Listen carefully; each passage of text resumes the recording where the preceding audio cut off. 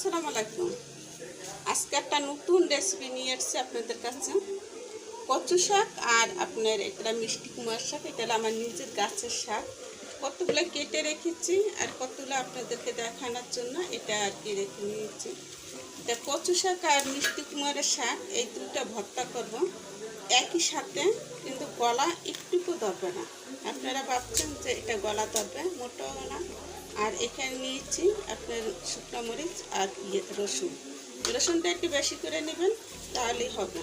আর কচু শাকের পানি এটা এটা দেওয়া দরকার হবে না, এটা একসাথে সিদ্ধ করে এটা নিতে পারবো, কোনো সমস্যা হবে না। তা আমি আগে থেকে পানিটা একটু বয়ল করে রেখেছি। তা এই শাকটা কুটে তারপর একসাথে দুটোটা শাক একসাথে দিয়ে দেব। তাহলে প্রথমেই দিয়ে দিচ্ছি আপনার কচু শাক।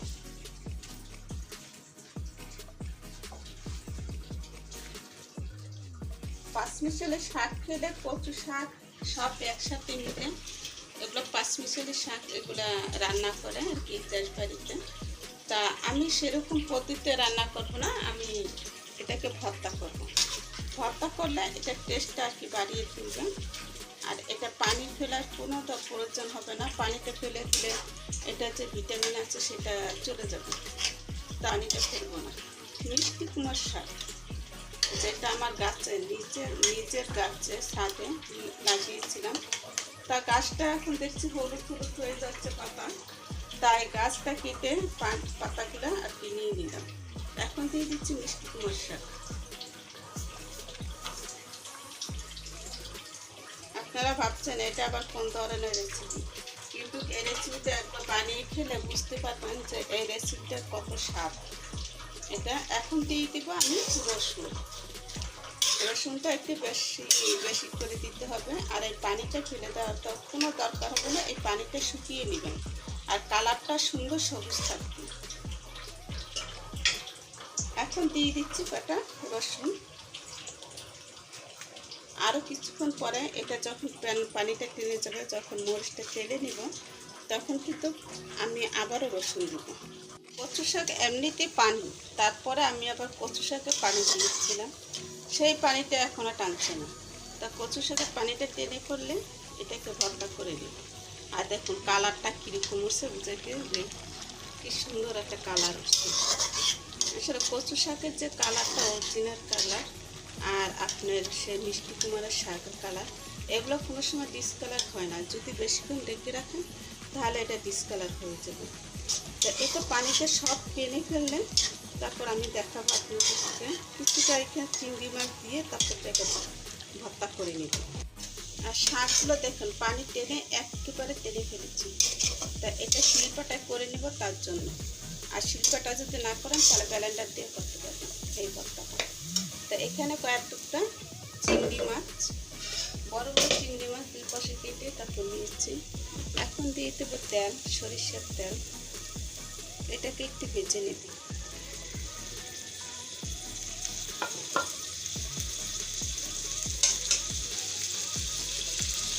চিংড়ি মাছটা দিলে একটু স্বাদটা আর একটু বেশি লাগবে ভালো, তাই আমি চিংড়ি মাছ দুই টুকরা চিংড়ি মাছ নিয়েছি। তো এগুলো রসুন আর চিংড়ি মাছ একসাথে ভেজে নেব। আর শুকনো মরিচটা আগে থেকে আমি ভেজে নিয়েছি। তো এটা তেলে দেওয়ার দরকার হবে না, আমার কাছে কাঁচামরিচ ছিল না তাই আমি শুকনো মরিচে বানাচ্ছি। আপনাদের কাছে কাঁচামরিচ থাকলে আরও বেশি করে এটা দিতে পারেন। তা এখানে আমি আর কয়েক টুকরা শুকনো মরিচ দিয়ে দেবো ভাজার জন্য। আর আমি একটু হালকা বেশি ঝাল করবো না, যেন সবাই খেতে পারে সেরকম করে। তিনটা শুকনো মরিচ দিয়ে দিলাম। এখন এটাকে সুন্দর করে ভেজে নিচ্ছি।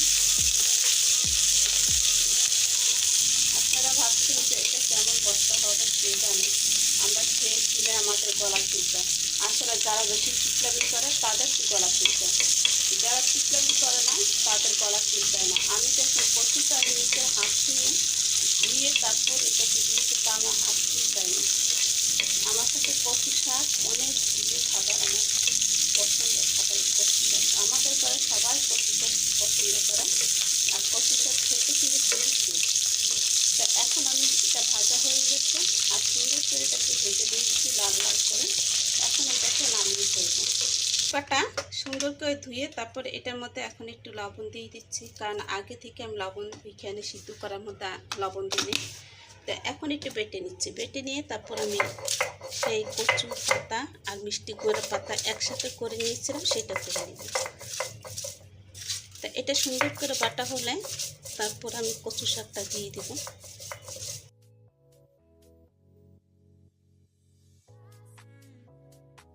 আর আপনার কচু শাক আর মিষ্টি কুমড়া শাক একসাথে করে নিলাম। তো এখন এটাকে শিলপাটায় বেটে নিব। আপনারা পারলে এটাকে ব্লেন্ডারও করতে পারেন, কিন্তু শিলপাটার একটা ভর্তা আলাদাই একটা স্বাদ। এই ভর্তাটা যে খাবে সে বারবার খেতে যাবে।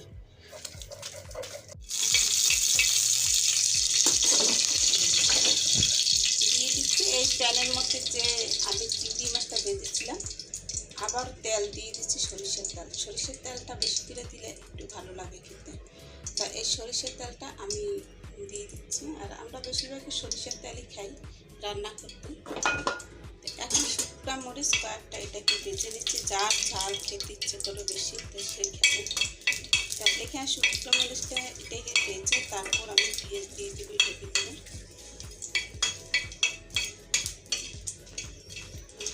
দিচ্ছি কয়েকটু কালি জিরে। কালি জিরেটা এটাকে আপনারা তেলে ভেজে নিয়ে তারপর দিতে পারেন, আমি আস্তটা দিয়ে দিলাম। এখন দিয়ে দিচ্ছি কিছু পেঁয়াজ, পেঁয়াজটা একটু লাল লাল করে ভেজে নিই।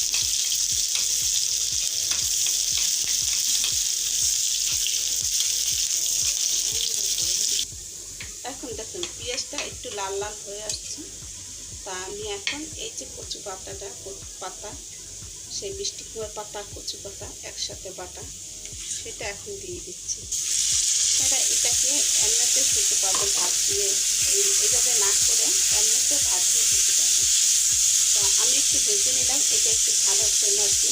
এটা মনে করবেন যে আটা যে বলছে যে যারা কথা বলে বেশি তাদেরকে গলা তুলতে, আসলে এটা আমি ইয়ে থেকে আপনাদেরকে বলছি, একটু আপনারা রাগ হবেন না। এর জন্য এটা মুরগিরা আগে করতো, তার জন্য একটু কথাটা বললাম।